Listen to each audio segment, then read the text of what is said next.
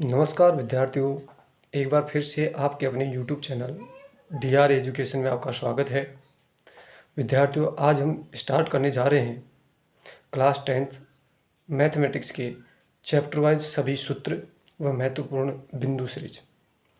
तो चलिए वीडियो को स्टार्ट करते हैं बिना किसी देरी के। तो पहला चैप्टर है आपका वास्तविक संख्या, जिसमें पहला ही सूत्र है इसका कि HCF गुणा LCM बराबर होता है पहली संख्या गुणा दूसरी संख्या। यानी कि आपको दो संख्याएं दे देगा और उनमें से LCM या HCF कोई एक दे देगा और एक पूछ लेगा। तो देखिए सेकंड देखें, दूसरा आपका अगर आपको पहली संख्या दे दें और दूसरी संख्या दे दें और HCF दे दें तो सूत्र क्या होगा, LCM बराबर पहली संख्या गुणा दूसरी संख्या बटे में HCF। यानी कि LCM को इधर रखना है और HCF का इसका भाग चला जाएगा। तीसरा सूत्र इसी से बन जाएगा, जब आपको पहली संख्या पूछे तो पहली संख्या पूछेगा तो दूसरी संख्या का इनमें भाग दे देंगे, क्योंकि बराबर का चिन्ह है, समीकरण है, गुणा में तो इधर जाएगा तो भाग में चला जाएगा। तो पहली संख्या बराबर आ जाएगा LCM गुणा HCF बटे में दूसरी संख्या। इसी प्रकार दूसरी संख्या बराबर LCM गुणा HCF बटा पहली संख्या हो जाएगी।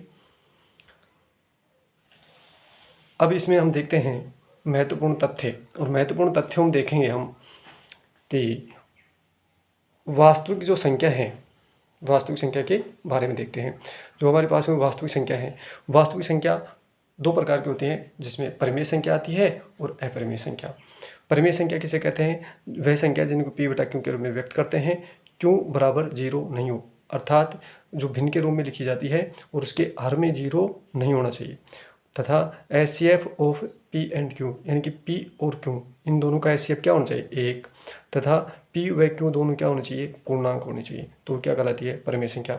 अब इनको देखते हैं उदाहरण लेकर के। सभी पूर्णांक जो होते हैं वो क्या होती हैं, परिमेय संख्या होती हैं। और जब भिन्न में लिखी हुई संख्याओं को कैसे पहचानेंगे, यदि आपके पास ऊपर 0 आ जाए और नीचे कोई भी संख्या आ जाए, कोई भी परिमेय संख्या आ जाए, तो वह संख्या क्या आएगी, बस ध्यान रखना कि ये जो संख्या है बटे में ये 0 नहीं होनी चाहिए। बाकी कोई भी संख्या आ जाएगी तो वो क्या हो जाएगी, परिमेय संख्या हो जाएगी। शांत आवर्ती दशमलव संख्या ये हमारे पास में क्या होगी, परिमेय संख्या। अशांत आवर्ती दशमलव संख्या ये भी क्या होगी, परिमेय संख्या। यानी कि दशमलव जो संख्या होती है उसमें शांत आवर्ती दशमलव संख्या परिमेय संख्या होती है और अशांत आवर्ती दशमलव संख्या भी क्या होती है, परिमेय संख्या होती है। अब देखते हैं अपरिमेय संख्या। अपरिमेय संख्या वह संख्या होती है जिनको p बटा q के रूप में व्यक्त नहीं कर सकते और q बराबर 0 हो सकता है। पहचान कैसे करेंगे, अगर हमारे पास में अंडर रूट में लिखी हुई संख्या अपूर्ण वर्ग हो, यानी कि किसी का वर्ग नहीं हो, तो क्या कहलाएगी, अपरिमेय संख्या। जैसे एग्जांपल लेते हैं इसका, जैसे अंडर रूट 2। अब 2 किसी का वर्ग नहीं है तो अंडर रूट 2 आएगा, तो ये क्या हो गया, हमारे पास में अपरिमेय संख्या हो जाएगी। अंडर रूट 3 अपरिमेय संख्या हो जाएगी। वहीं देखें तो परिमेय संख्या में अगर हम अंडर रूट 4 करें तो ये किसी का वर्ग है, किसका है, 2 का, तो इसका मान क्या जाएगा, 2, तो ये क्या होगी, परिमेय संख्या। यानी कि अंडर रूट के अंदर लिखी हुई संख्या अगर किसी का वर्ग है तो परिमेय संख्या होगी, और वर्ग नहीं है तो क्या होगी, अपरिमेय संख्या होगी। अब देखते हैं भिन्न के रूप में लिखी हुई संख्या को कैसे पहचानेंगे। यदि कोई वास्तविक संख्या आ जाए, नीचे क्या आ जाए, 0 आ जाए, यानी कि हर में क्या आ जाए, 0, तो अपरिमेय संख्या आ जाएगी।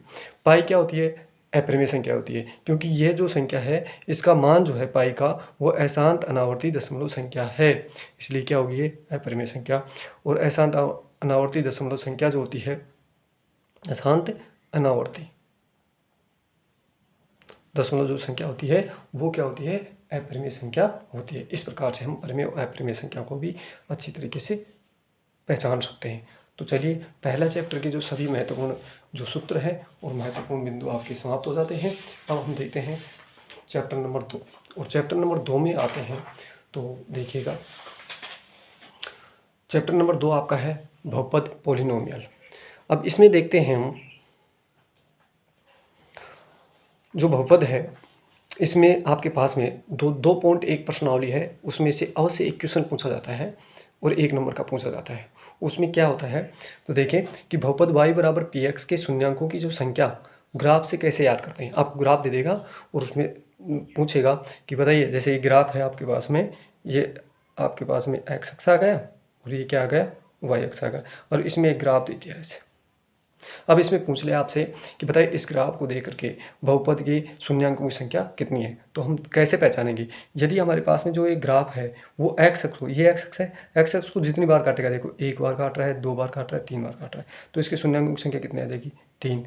यानी कि यदि किसी बहुपद का ग्राफ एक्स अक्ष को जितनी बिंदु पर या तो स्पर्श करे या उसको काटे, वही उसके क्या कहलाएंगे, शून्यांकों की संख्या कहलाएंगे। तीन बार काट रहा है या तीन बार स्पर्श कर रहा है तो शून्यांकों की संख्या तीन हो जाएगी।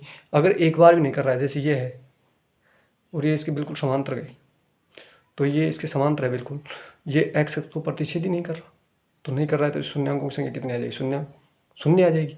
तो इसी प्रकार से हम देखते हैं कि y बराबर पी एक्स में शून्यांकों की संख्या ग्राफ से कैसे याद करते हैं वो देखें। बहुपद का ग्राफ जितनी बार x अक्ष को प्रतिच्छेद या काटें, तो स्पर्श करें, काटें या स्पर्श करें, उतने ही उसके शून्यांकों की संख्या होती है।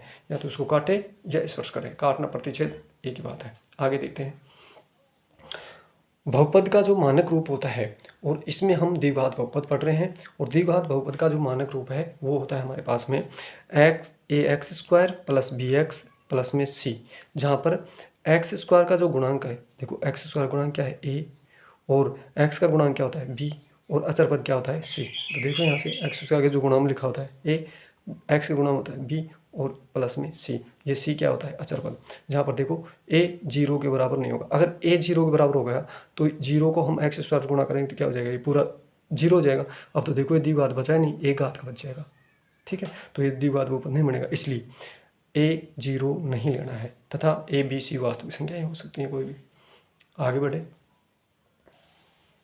आगे हम देखते हैं, अब हमारा आता है द्विघात बहुपद के शून्यांकों व गुणांकों में संबंध। देखिए द्विघात बहुपद के शून्यांकों व गुणांकों में संबंध क्या होता है, जिसमें पहला संबंध होता है एल्फा प्लस बीटा बराबर माइनस बी अपॉन ए, ये ए है, और दूसरा संबंध क्या होता है एल्फा इंटू, ये डॉट का मतलब होता है इंटू यानी गुणा, एल्फा गुणा बीटा बराबर सी बटे में ए, जहाँ पर एल्फा और बीटा, एल्फा कोमा बीटा बहुपद के क्या है शून्यांक होते हैं, और ए बी सी बहुपद के गुणांक होते हैं। आगे बढ़ें,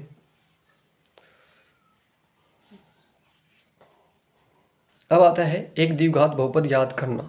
जब दिया हो आपको क्या, शून्यांकों का योग दे दे, शून्यांक क्या होते हैं एल्फा बीटा भी बताया, इनका योग करेंगे तो एल्फा प्लस बीटा, तथा शून्यांकों का गुणा एल्फा इंटू बीटा दे दे, तो द्विघात बहुपद क्या बनेगा, के बड़ा कोष्टक एक्स स्क्वायर माइनस, ये माइनस है, फिर कोष्टक शून्यांकों का योग, कोष्टक बंद एक्स प्लस शून्यांकों का गुणा, कोष्टक और बड़ा कोष्टक, या इसको कैसे क्या कह सकते हैं, के तो बाहर है कैसे ऐसा, और एक्स स्क्वायर माइनस शून्यांकों का योग क्या होता है एल्फा प्लस बीटा, तो यहाँ पर एल्फा बीटा, और बाहर क्या है एक्स प्लस शून्यांकों का गुणा क्या है एल्फा इंटू बीटा, तो ये भी एक ही बात है। तो इस प्रकार से हम दूसरी प्रश्नावली के जो महत्वपूर्ण जो सूत्र है वह महत्वपूर्ण जो बिंदु है उनको हमने डिस्कस किया। अब आगे बढ़ते हैं चैप्टर नंबर आपका 3, और चैप्टर नंबर 3 में एक महत्वपूर्ण है, इसमें सारणी है, उनको आप बहुत ही ध्यान से देखना, आपकी परीक्षा की दृष्टि से बहुत ही इम्पोर्टेंट है, तो देखें।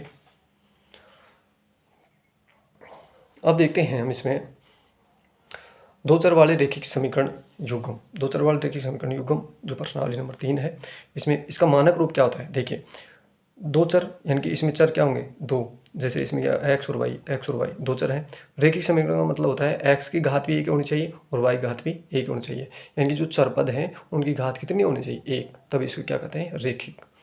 और तो इसमें पहला जो मानक रूप है इसका द्विघात रैखिक समीकरण का, तो a1 x प्लस में b1 y प्लस c1 बराबर 0 समीकरण नंबर 1, तथा a2 x plus b2 y plus c2 बराबर 0, ये समीकरण नंबर 2।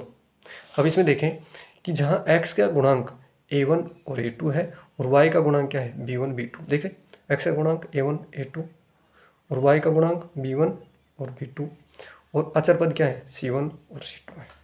अब देखें आगे, अब देखते हैं महत्वपूर्ण सारणी। इसमें से 1 या 2% अवश्य आएंगे 100%। तो इसको बहुत ही बढ़िया तरीके से समझना है आपको। तो देखें, हम समझते हैं इसको। जो इसमें क्या होगा, आपके पास में जो द्विघात समीकरण जो दे रखे हैं, रैखिक समीकरण आपके पास में दे रखे हैं, इसमें तुलना करना है आपको किनकी, गुणांकों की। तो यदि आपके पास में देखिए, ये आपके पास में जो दे रखा है A1 B1 और C1, A2 B2 और C1, इनकी हम क्या करते हैं, तुलना करते हैं। तो क्या होगा, यदि आपके पास में A1 बटे में A2 बराबर नहीं हो B1 बटे में B2 के, तो ये ग्राफीय निरूपण से क्या समझते हैं हम, तो ये रेखाएं जो हैं एक दूसरे को प्रतिच्छेद करेंगे, किसी एक बिंदु पर काटेंगे, यानी कि तो रेखाएं प्रतिच्छेदी होंगी और हलों की संख्या कितनी होगी, अद्वितीय हल होंगे, अर्थात केवल एक हल होगा। यानी कि दो रेखाएं जितनी बार एक दूसरे को काटती हैं उतने उसे हलों की संख्या होती है। और हल क्या होंगे, संगत। यदि एक बार काट रहे हैं या अनंत बार काटें तो हल क्या होते हैं, संगत। अब आगे देखें, A1 बटे में A2 हो और बराबर B1 बटे में B2 हो और C1 बटे में C2 हो, ये सभी अनुपात क्या आ जाए, बराबर आ जाए। तो ये रेखाएं कैसी होंगी, रेखाएं एक दूसरे को समपाती होंगी, यानी कि एक दूसरे के ऊपर आएंगे। जैसे L2 और L1 एक दूसरे के ऊपर आएंगे, समपाती रेखाएं होंगी। और हल कितने होंगे, अनंत होंगे। यानी कि ये रेखाएं एक दूसरे पर हैं तो यहाँ पर अनंत बिंदु होंगे। तो अनंत बिंदु होंगे तो हल भी क्या होंगे, अनंत होंगे। हलों का प्रकार क्या होगा, संगत हल होगा। तीसरा जो कंडीशन आती है इसमें, यदि आपके पास में A1 बटे में A2 हो बराबर B1 बटे में B2, लेकिन बराबर नहीं हो C1 बटे में C2, तो रेखाएं एक दूसरे के क्या होंगी, समांतर। अब देखो, एक दूसरे के समांतर है तो समांतर होंगी तो इनका कोई हल नहीं होगा, क्योंकि एक दूसरे को कहीं काट ही नहीं रही, तो हल नहीं होगा। और हल नहीं होगा तो हल कैसा होगा, असंगत होगा। तो इस प्रकार से आगे बढ़ते हैं। इसमें प्रतिस्थापन विधि से भी जो दो चर वाले रेखीय समीकरण युग्म हम इनको हल करना सीखेंगे, और विलोपन विधि से भी। ये थोड़ी बड़ी मेथड है, हम इसमें केवल सूत्र देख रहे हैं। आगे देखिए, अब आपके पास में है ग्राफ में एक ध्यान रखना, x अक्ष पर y बराबर क्या होता है, 0, तथा y अक्ष पर x बराबर क्या होता है, 0 होता है। तो इस प्रकार से हमने प्रश्नावली नंबर 1, प्रश्नावली नंबर 2 और प्रश्नावली नंबर 3 के सभी सूत्रों को और महत्वपूर्ण जो बिंदु हैं उनको डिस्कस किया है। मैं आशा करता हूँ आपकी परीक्षा की दृष्टि से बहुत ही महत्वपूर्ण साबित होंगे। यदि आपको वीडियो अच्छा लगा हो तो वीडियो को सब्सक्राइब करें, अपने चैनल को सब्सक्राइब करें, वीडियो को लाइक करें और कमेंट्स में लिखना। आपको ऐसे ही वीडियो लगातार मिलते रहेंगे। अगले वीडियो में मिलते हैं, जिसमें आपको चौथी, पाँचवीं और छठी प्रश्नावली के सभी महत्वपूर्ण सूत्र व बिंदु पर डिस्कस करते हुए आगे बढ़ेंगे। तो धन्यवाद। जय हिंद, जय भारत।